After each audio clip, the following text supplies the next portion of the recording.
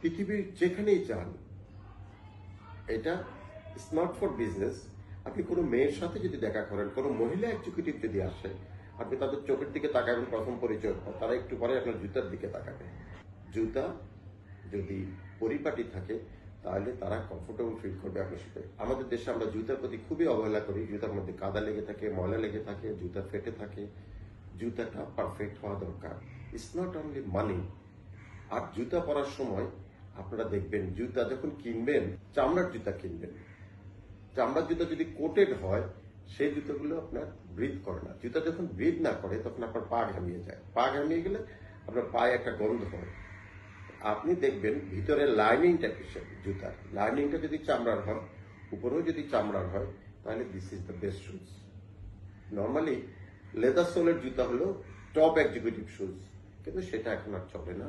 আমাদের দেশে চলে না, বিদেশে চলে। ঠকঠক করে হাটে শুনবেন মোকাসিন, অনেকে মোকাসিন পরে মিটিং এ যায়। Moccasin is not for business meeting. Moccasin মানে চারিদিকে সেলাই করা। Moccasin is for casual. Boat shoes is for casual. আপনি যখন জিন্স পরবেন তখন আপনি বোট শুজ পরবেন, তখন আপনি লোফার পরবেন। মনে রাখবেন, বিজনেস মিটিং এবং ফর্মাল অনুষ্ঠানে কালো জুতা, অক্সফোর্ড, ব্রো, এই দুটোই সবচেয়ে সুন্দর দেখায়। Thank you.